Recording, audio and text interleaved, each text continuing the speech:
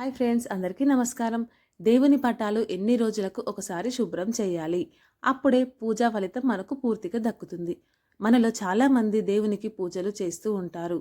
దేవుని చల్లని చూపు మన కుటుంబంపై ఉండాలని, కుటుంబం ఎప్పుడు కష్టాలు రాకుండా ఉండాలని, ఇల్లంతా సుఖ సంతోషాలతో నిండిపోవాలని దేవుడిని స్మరిస్తూ పూజలు చేస్తూ ఉంటాము. అయితే దేవుడి చల్లని చూపు మీ ఇంటిపై పడాలంటే మీ పూజకు ఫలితం ఉండాలి.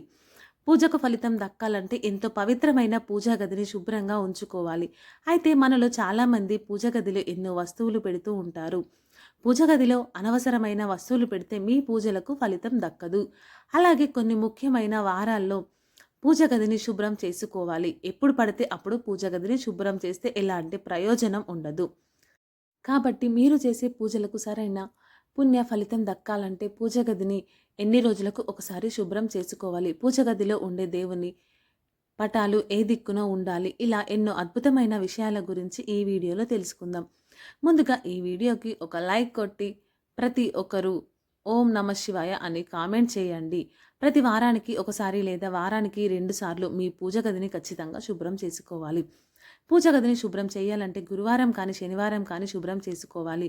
ఈ 2 రోజుల్లోనే మీ పూజ గదిని శుభ్రం చేసుకోవాలి. అయితే పూజా గదిని శుభ్రం చేయాలంటే పొరపాటున కూడా మంగళవారం మరియు శుక్రవారాల్లో శుభ్రం చేయకూడదు. అలాగే పండగ రోజుల్లో తప్పనిసరిగా పూజ గదిని శుభ్రం చేసుకోవాలి. మంగళవారం లేదా శుక్రవారం రోజుల్లో ఏదైనా పండగ వస్తే దాని ముందు రోజు మీ పూజ గదిని శుభ్రం చేసుకోవచ్చు. అలాగే అమావాస్య నాడు పొరపాటున కూడా పూజ గదిని శుభ్రం చేయకూడదు. కానీ అమావాస్య పూర్తయిన తర్వాత మాత్రం ఖచ్చితంగా పూజ గదిని శుభ్రం చేసుకోవాలి. అలాగే ఏకాదశి మరియు ద్వాదశి తిథుల్లో కూడా పూజా గదిని శుభ్రం చేయకూడదు. వాస్తు ప్రకారం పూజా గదిలో ఉండే దేవుని చిత్రపటాలు ఎక్కువగా ఉంచకూడదు. పూజా గదిలో దేవుడి చిత్రపటాలు ఎక్కువగా ఉంటే మీ ఇంటికి వాస్తుదోషం ఏర్పడుతుంది. అలాగే పూజా గదిలో శివలింగం ఉండకూడదని చాలామంది చెబుతూ ఉంటారు. అయితే పూజా గదిలో శివలింగం పెట్టలేని వారు తులసి కోటలో శివలింగాన్ని పెట్టుకోవచ్చు. ప్రతిరోజు నీటితో శివలింగానికి అభిషేకం చేసి ఒక చిన్న బెల్లం ముక్కను నైవేద్యంగా సమర్పించిన ఆ శివయ్య వెంటనే అనుగ్రహిస్తాడు. పూజా గది శుభ్రంగా ఉంటేనే దేవతలు మీ ఇంట్లోకి అడుగుపెడతారు. అయితే పూజా గదిని శుభ్రం చేసేటప్పుడు చీపిరును అస్సలు ఉపయోగించకూడదు. పూజా గదిని శుభ్రం చేయాలంటే ఒక శుభ్రమైన కాటన్ వస్త్రాన్ని తీసుకొని మీ పూజా గదిని అలాగే దేవుని పటాలను శుభ్రం చేసుకోవాలి. తడి వస్త్రంతో దేవుని చిత్రపటాలు తుడిచి తర్వాత పొడి వస్త్రంతో శుభ్రం చేసుకొని దేవుడి పటాలకు గంధం రాసి కుంకుమ బొట్లు పెట్టుకోవాలి. పూజా గదిని శుభ్రం చేసే సమయంలో పూజా గదిలో ఉన్న దేవుని విగ్రహాలను అలాగే దేవుని చిత్రపటాలను నేలపైన పెట్టకూడదు. ఇది చాలా పెద్ద పొరపాటు. పూజా గదిని శుభ్రం చేసేటప్పుడు ముందుగా నేలపైన ఒక వస్త్రాన్ని పరిచి ఆ వస్త్రం పైన దేవుని పటాలు అలాగే విగ్రహాలను పెట్టుకోవాలి. మనం పూజించే దేవుని విగ్రహాలకు అలాగే దేవుని చిత్రపటాలకు ఖచ్చితంగా దైవశక్తులు ఉంటాయి కాబట్టి దేవుని పటాలు శుభ్రం చేసేటప్పుడు వాటిని గట్టిగా రుద్దకూడదు. ఇక పూజా గదిలో ఉపయోగించే దీపం ప్రమిదలు ప్రతిరోజు శుభ్రం చేసుకోవాలి. పూజలో ఉపయోగించే దీపం కుందులు నల్లగా ఉండకూడదు. పూజలో ఉపయోగించే పూజ సామాగ్రిని జిడ్డు లేకుండా స్క్రబ్బర్తో శుభ్రం చేసుకోవచ్చు. కానీ పూజ సామాగ్రిని శుభ్రం చేసే స్క్రబ్బర్ సపరేటు పెట్టుకోవాలి. అలాగే చింతపండు గుజ్జుతో పూజ సామాగ్రిని శుభ్రం చేసుకుంటే చాలా మంచిది. అయితే పూజా గదిని శుభ్రం చేయాలంటే స్త్రీలు తప్పనిసరిగా స్నానం చేయాలి. స్నానం చేయకుండా పూజా గదిని శుభ్రం పరచకూడదు. స్త్రీలు చక్కగా తలస్నానం చేసి పూజా గదిని శుభ్రం చేయాలి. ఇక ప్రతి ఒక్కరూ తప్పనిసరిగా గంగాజలాన్ని తెచ్చుకోండి. ప్రతిరోజు పూజా గదిలో గంగాజలం చల్లుతూ ఉండాలి.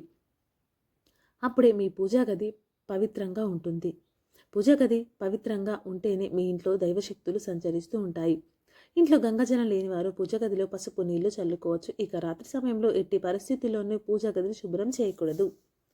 రాత్రి సమయంలో ఎన్నో దుష్టశక్తులు సంచరిస్తూ ఉంటాయి కాబట్టి రాత్రి సమయంలో మాత్రం పొరపాటున కూడా పూజా గదిని శుభ్రం చేయకండి.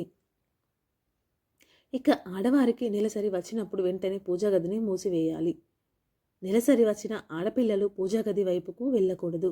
లేదంటే మీ ఇంట్లో ఉన్న దైవశక్తులన్నీ నశిస్తాయి. స్త్రీలకు నెలసరి పూర్తయిన తర్వాత అంటే 5వ రోజున మీ పూజా గదిని తప్పనిసరిగా శుభ్రం చేసి గంగాజలాన్ని చల్లాలి. పూజా గదిలో దేవునికి సమర్పించిన పుష్పాలు చాలా పవిత్రమైనవి కాబట్టి పూజలో ఉపయోగించిన పుష్పాలు ఎండిపోకముందే పూజా గది నుండి తీసివేయాలి. ఎండిన పుష్పాలు పూజా గదిలో ఉండకూడదు. దీనివల్ల మీ ఇంట్లోకి నెగిటివ్ ఎనర్జీ వస్తుంది. పూజలో వాడిన పుష్పాలను ఎక్కడ పడితే అక్కడ పడేయకూడదు. ఏదైనా చెట్టు దగ్గర కానీ, ప్రవహించే నదిలో కానీ వేయాలి.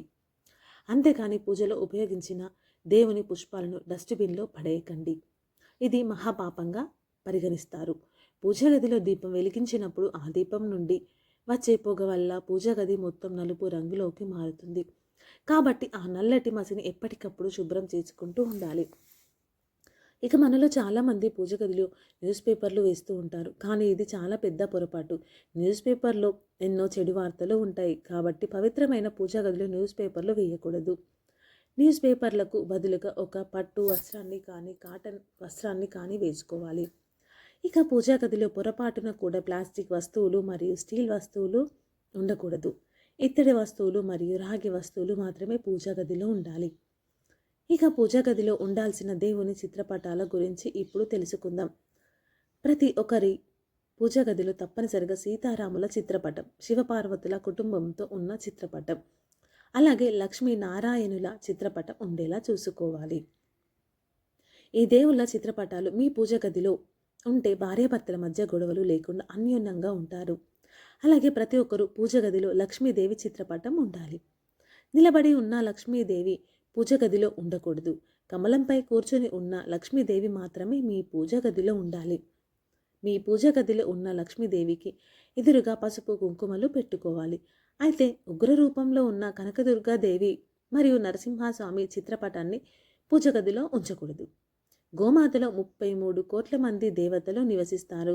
కాబట్టి ప్రతి ఒక్కరి పూజా గదిలో తప్పనిసరిగా ఒక చిన్న గోమాత విగ్రహాన్ని పెట్టుకోండి. పూజా గదిలో గోమాత విగ్రహం ఉంటే 33 కోట్ల మంది దేవతలను పూజించినంత పుణ్య ఫలితం లభిస్తుంది. వాస్తు ప్రకారం మీ పూజా గదిలో ఉన్న శివపార్వతుల చిత్రపటాన్ని ఈశాన్య దిక్కులో పెట్టుకోవాలి. అలాగే గణపతి చిత్రపటాన్ని ఉత్తరముఖంగా పెట్టుకోవాలి. ఆగ్నేయంలో ఆంజనేయ స్వామి చిత్రపటం, వాయువ్య దిశలో సాయిబాబా చిత్రపటం ఉండాలి. ఇంట్లో దీపారాధన చేసేవారు తూర్పు ముఖంగా దేవుడిని పూజించాలి. ఇక మనలో చాలామంది ఇంటి గుమ్మం బయట దేవుని చిత్రపటాలు పెట్టుకుంటారు. అయితే ప్రతి ఒక్కరూ తప్పనిసరిగా మీ ఇంటి గుమ్మం బయట గణపతి చిత్రపటాన్ని పెట్టుకోవాలి. తద్వారా నరదిశ సమస్యలు ఏర్పడకుండా ఉంటాయి. అయితే ఇంటి గుమ్మం బయట పొరపాటున కూడా లక్ష్మీదేవి చిత్రపటం ఉండకూడదు. దీనివల్ల మీ ఇంటి సంపాదన నశిస్తుంది. ప్రతి ఒక్కరి పూజా గదిలో తప్పనిసరిగా ఒక చిన్న లక్ష్మీదేవి విగ్రహం ఉండాలి. ప్రతి శుక్రవారం పాలతో లక్ష్మీదేవి విగ్రహాన్ని అభిషేకం చేసి ఆవు నెయ్యితో దీపం వెలిగిస్తే డబ్బు సమస్యలన్నీ వెంటనే తొలగిపోయి మీ ఇల్లంతా కనకవర్షంతో నిండిపోయి, అలాగే ప్రతి ఒక్కరి పూజా గదిలో తప్పనిసరిగా అక్షింతలు ఉండాలి. ఇంట్లో పూజ పూర్తయిన తర్వాత దేవునికి నమస్కారం చేసుకొని అక్షింతలు వేసుకుంటే మీ పూజకు రెట్టింపు పుణ్య ఫలితం లభిస్తుంది. దేవతలు సంచరించే పూజా గది చీకటిగా ఉండకూడదు. పూజా గది చీకటిగా ఉంటే మీ ఇంటికి ఎన్నో ఇబ్బందులు ఏర్పడతాయి. కాబట్టి పూజా గదిలోకి వెలుతురు వచ్చేలా చూసుకోండి. లేదా పూజా గదిలో ఒక చిన్న బల్బుని ఏర్పాటు చేసుకోండి. అలాగే మీ పూజా గదికి తప్పనిసరిగా తలుపులు ఉండాలి. పూజా గదికి తలుపులు లేకపోతే డోర్ కర్టెన్ ఏర్పాటు చేసుకోండి. ఈ వీడియో మీకు నచ్చినట్లయితే లైక్ చేయండి, షేర్ చేయండి, సబ్స్క్రైబ్ చేయండి.